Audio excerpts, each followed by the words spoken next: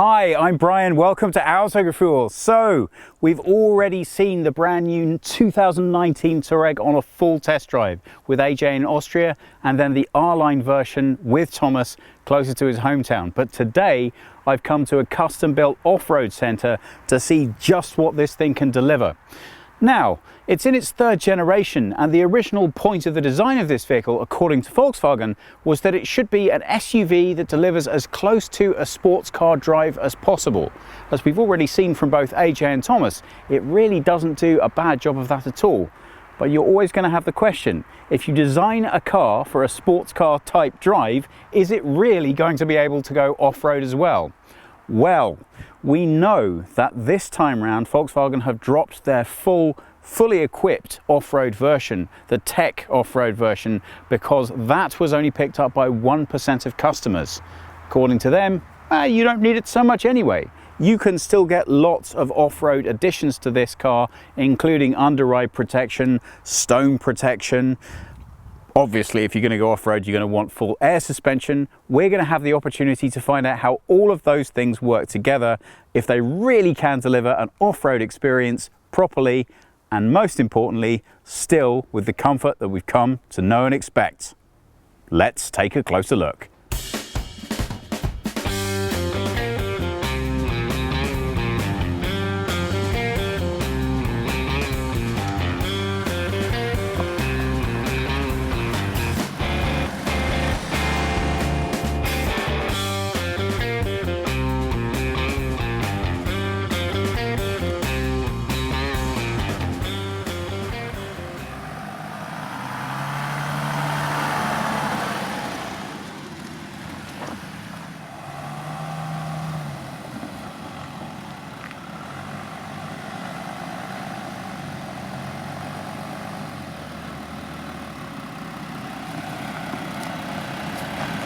We're not going to spend a huge amount of time discussing the exterior of the car because we already had very in-depth looks with Thomas and AJ, but let's take a quick look round and see what's changed for 2019. Well, I'm very happy to say that the front of this car has been brought online with the rest of Volkswagen's lineup. So stylistically, it looks a lot more like a car than the big SUV that it is. A lot of that is because we don't have this massive approach angle at the bottom that you so often expect with SUVs. The reason for that is that we have suspension available to us which can raise and lower itself by up to 7 centimeters. That means that we can keep the standard ride of this car much more aerodynamic and the styling much more car-like. But a lot's been done to break up the shape of the car anyway. These nice horizontal lines that come right across the front, combined with the angularity of the character lines in the bonnet itself, mean that the front appearance of this car isn't quite as massive as you might expect it to be. And that really pays dividend. Don't forget, this car is actually 8 centimeters longer than its predecessor. So managing to make that space feel slightly more manageable is obviously going to be a good thing. 4 meters 87 or 16 feet in length. That's what we're dealing with, and that is actually shorter than the predecessor. Now take a look at those wheels. They're going to come available in either 18 or up to 21 inches. And stylistically, I think that works well with the rest of the side. As you can see, the trim detailing that we have on here, now if you watch Thomas's clip, you'll know that this is color matching on the R-Line. It isn't here, and I've got to say I agree with Thomas. I think it's nice to have that contrast, and it does make it feel a little bit more rugged, a little bit more SUV-like. But I like the way that the horizontal lines have been used once again right throughout the flank of this vehicle to make what is a large car seem just that bit smaller and more compact. So, side of the car looks good, front of the car looks good. Let's take a look round at the back. Round at the back is where most has changed stylistically. I think they've done a really good job of making the rear of this car a lot less bulbous and a lot more contemporary. Look at this huge amount of space underneath. Now that's obviously to equip this car for what it wants to be able to do off-road, but what's very nice and really quite clever is that stylistically that's not where your eye is drawn to. It's drawn to the back here. Look at this lettering. We first saw this on the Arteon. It still looks really stylish on each one of the vehicles that it comes out on. It's very simple, very straightforward, but it really pulls your vision into this midsection, and again that helps compress the overall size of the vehicle. So I've got to say, in terms of a rethink, that's a big thumbs up from me on the rear of this car.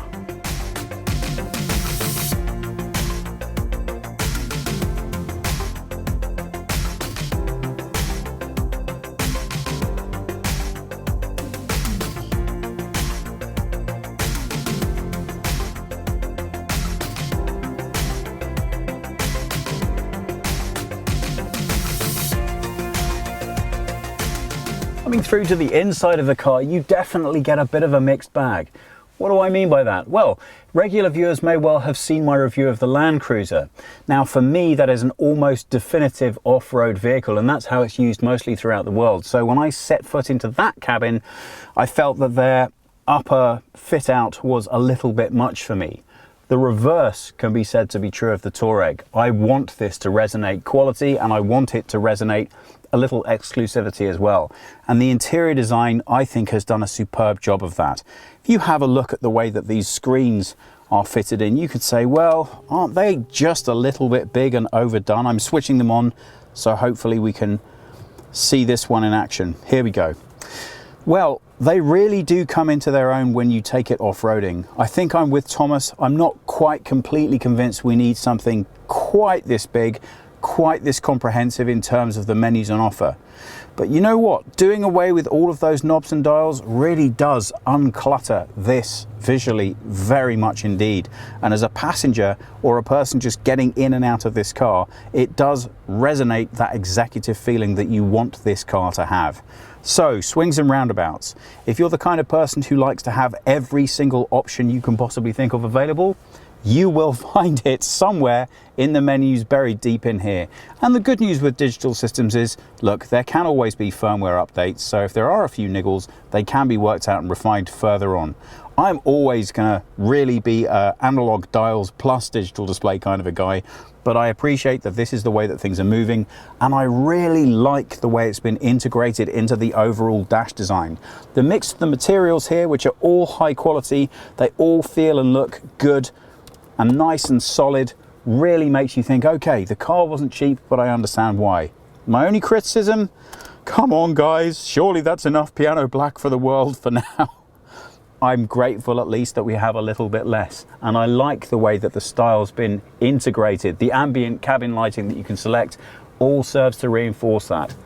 Of course, you forget all of that when you take this car off-road, but I think the most important thing to acknowledge is the primary use of the vehicle. And let's be honest, this car may be amazing off-road, but 99% of its customers, as we know from its last sales figures, are not buying it with that as its primary purpose. So with that in mind, cabin fit out is incredibly important. And I have to tell you, it really is a nice experience in here. So that's the front. What's the rear like? Well, I'm 5'10" or 178 centimeters in height, and even with this panoramic roof, as you can see, I've got a particularly long torso, but I do have plenty of headroom. I really like this optional 4-zone climate control. That's very nice. I have my own storage space back here, which comes fully equipped with 2 USB chargers and a 12-volt charger for something that sucks up a little bit more power. My only minor quibble, because it is such a nice experience back here, and okay, it might be a minor quibble, but if I'm buying a car that's this size, I really do expect it to transport around 5 people in comfort. And partly because of that transmission tunnel that we have in the middle, I just don't know how long you're going to be comfortable in the middle back here. So really, this car is designed for transporting 4 people in fantastic comfort. Now, if that's not quite enough for you, if you live in States, you can get the Atlas. That's a lot of car with a lot of different options. As far as I'm aware, this car does not come as a 7-seat option. And I think that's a bit of a shame, if only because it limits the flexibility of the car ever so slightly. But most people don't standardly have to drive around for most of the time with 5 people in the car. And I have to tell you, if there's just 4 of you, this is an awful lot of comfort to be driving around in. Being such a well-known off-road centre, it's not only the car that we've come here to test today that gets put through its paces at this course. Here we have a very tempting looking line of T-Rocs also waiting to go through their challenges. Unfortunately, we're not going to get to take them out today, but I think it is a nice illustration of just how the car market's moving. More and more we're seeing SUVs rise up in popularity, and I don't think that trend is going to stop anytime soon. The question going into the future is always going to be, just how much off-road capability do you really need to have in a car that you keep for everyday use? Well, isn't it always better to have it and not to need it than to need it and not to have it? I don't know, but I'm looking forward to finding out.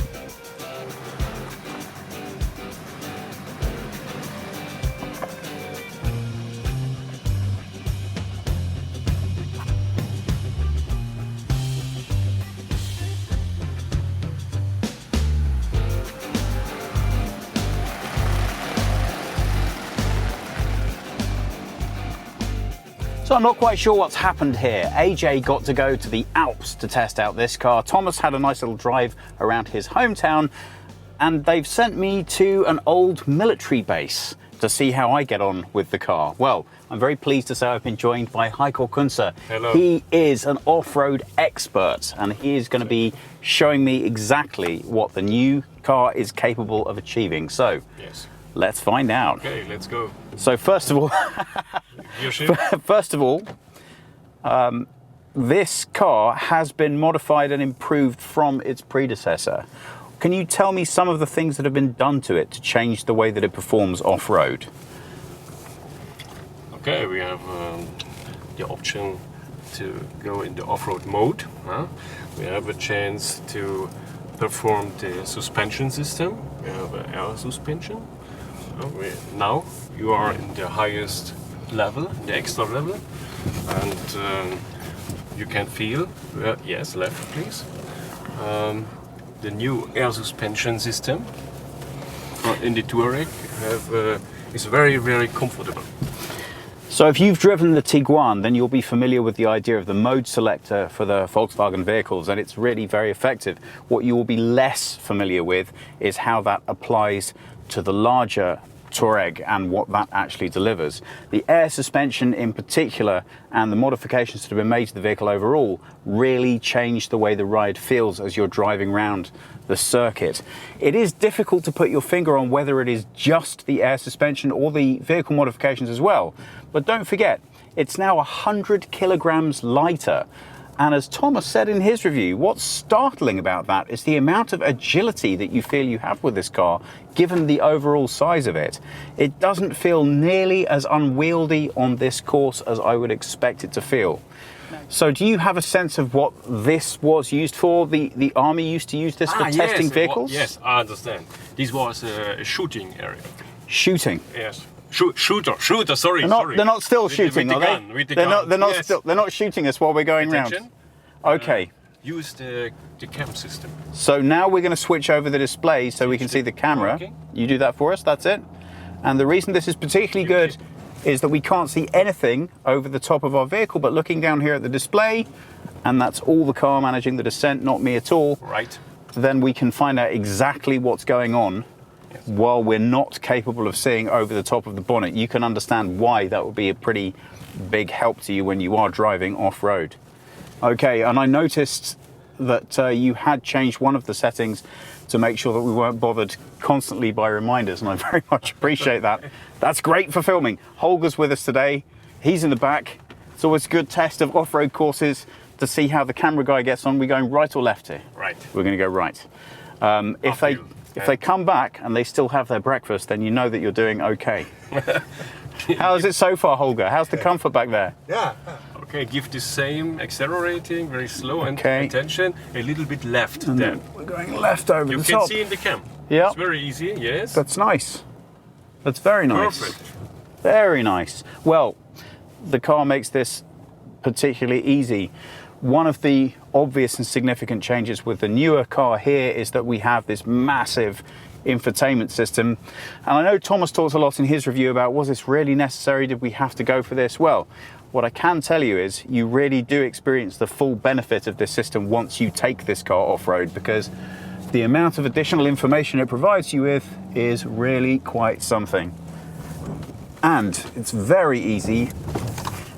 It's always a little bit nerve-wracking taking your foot off the pedals when you come downhill. Without brakes. Exactly, to let the car control what's going on. So what's the most challenging bit of the course for this car? What is it? What's the hardest part of this course for this car? I think the hardest situation is the maximum axle twist. Then you can see it's no problem for this car. For all other cars, or normal 4x4 cars, the difficult situation is 1 or 2 wheels on air. Yeah. And then we have right.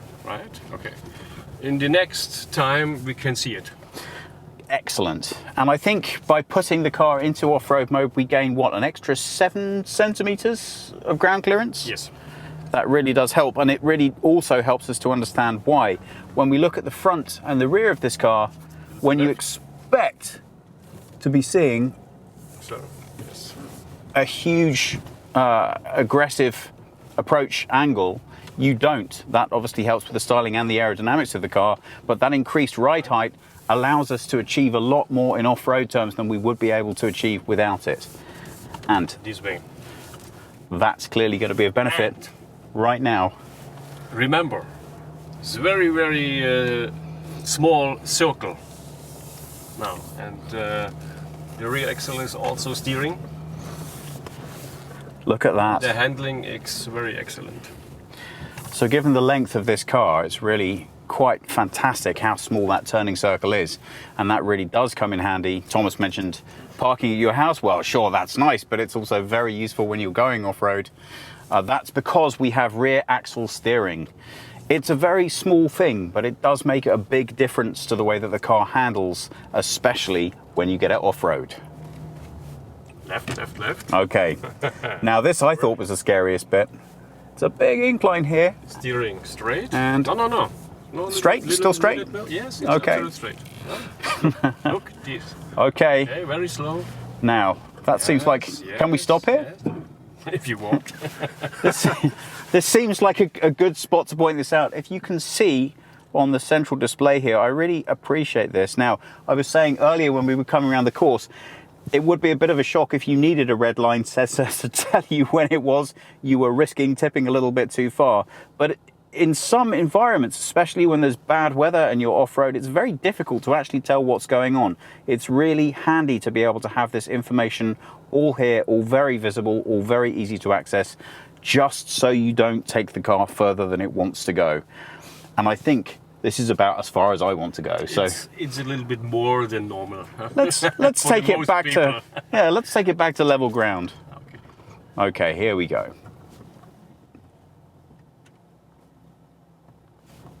And that air suspension, Next, the other side. really making that experience comfortable. Now it's straight. Okay, we're gonna come round and do a bit of photography a little later on, Slowly. so you and can then see left. Yes. just how steep those angles are from an exterior view of the car. Okay, switch in the camp mode. No? Whoop. Just- Yes. Okay, Okay, right. right.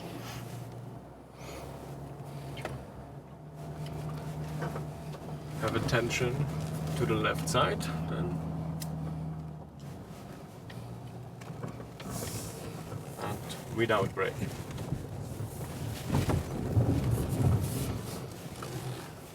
And the axle twist. So we heard about it earlier. This is a nasty thing to be doing with your car, but it's very good from a point of view of showing you what the car can deliver.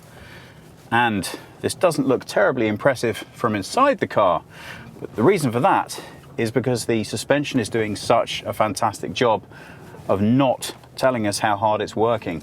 We're going to come back and take some film of this so you can see exactly the kind of torture that we're putting this car through. But I think, fairly needless to say, it's holding up beautifully. Talking of holding up beautifully, your breakfast still where it's supposed to be, Holger? It's all in me. Everything is good.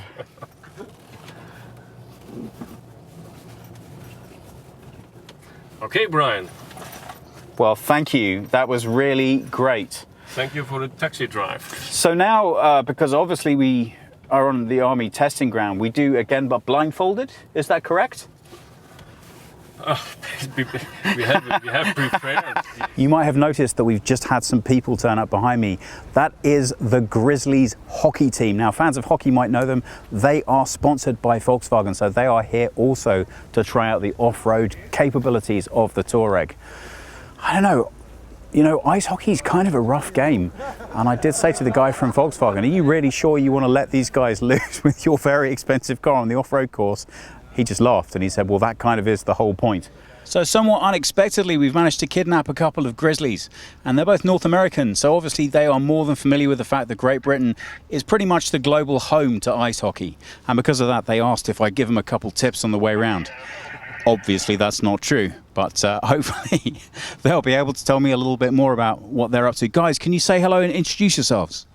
Hi, I'm Brent Hobain. I come from Montreal, Canada.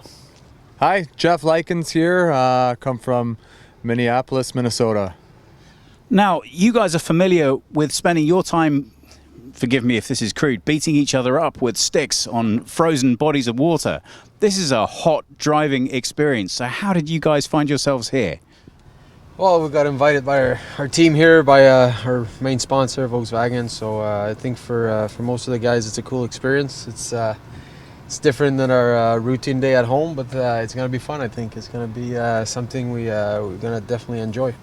Now, one of the fun things for me, having lived in the States for 5 years and now living back in Europe, is that a lot of European guys, they think they're familiar with off-road stuff. And obviously it's funny because if you grew up in Canada, your idea of off-road is a little different to ours. Yeah, for sure. Especially if you go to Quebec, off-road is any street on that you drove on. You know, it's the streets are pretty bad. But My driveway my whole life was off-roading for sure. But no, it's good. It's fun. It's different. Like we said, it's a great experience. Is it true that there is or was a guy on the team called the Enforcer? Yeah, there was. There was. We got a guy, Spencer, his name. Toughest guy in the league. That's what they say. Yeah. And is it right to say that the only job that this guy didn't even need to be able to play hockey particularly well? The only job this guy really had was the coach would say that guy over there needs to spend a little time on the bench, and he'd go and take care of that. Yeah, for sure. Back in the day. Back in the day, I would say 10, 15 years anymore. ago. No, you have to play hockey. Can Spencer play hockey though? Yeah, I think so. I'm pretty sure. He's okay. Yeah, for sure. Now, forgive me if this is a really silly question, but I know sports change a lot all the time. Is practice still all on the ice, or do you do a lot of strength work in the gym now and other stuff besides? Games change, a lot of strength. A lot of strength work. Every day we come, we have, I would say, half hour to 45 minutes in the gym before the ice sessions start. And then after that, we go on the ice, and when it's over, like today, we had a 25-minute bike ride after practice. So it was a fun day today. Always have to stay fit, that's for sure. Yeah. And do they pay attention to what you eat as well? Is that a big part of it now too? Yeah, most of the time, yeah, for sure. Yeah, you have to, because it's part of our job. You know, we're in charge of what we put in our body, so we have to take care of that. Always have to be professional, for sure. So come on, guys, let's get real. Who was the better driver? I think obviously me, for sure. Brent thinks that he is, but no, I think we're both pretty good. I don't know. What do you think? It was good. It was equal. You know, it was fun. You know, I think Jeff didn't get up the hill there, but Yeah. it's okay. My Do you know what? My teammate backed me up. He said, "Great job, no matter what." I'm going to need to be a little honest here. This is the third time we've done this take because of technical issues and some interesting political changes have occurred. First time, they both said, "Oh, you know, I think we were both pretty good." It was a real team ethic happening. But then I called you out on the fact that you're American, and Americans don't come second to anyone. That's mine. My wife's American. I know these things. So I noticed this time we ask, and this time you're the better guy, right? And you're Canadian, which means you got to say fair enough. It's okay, but in See, there we go. It's good ice to. hockey, usually they always finish second. We finish first, but it's okay. That's all right. I'll give him the first place at the driving right now. Where did you guys finish this time?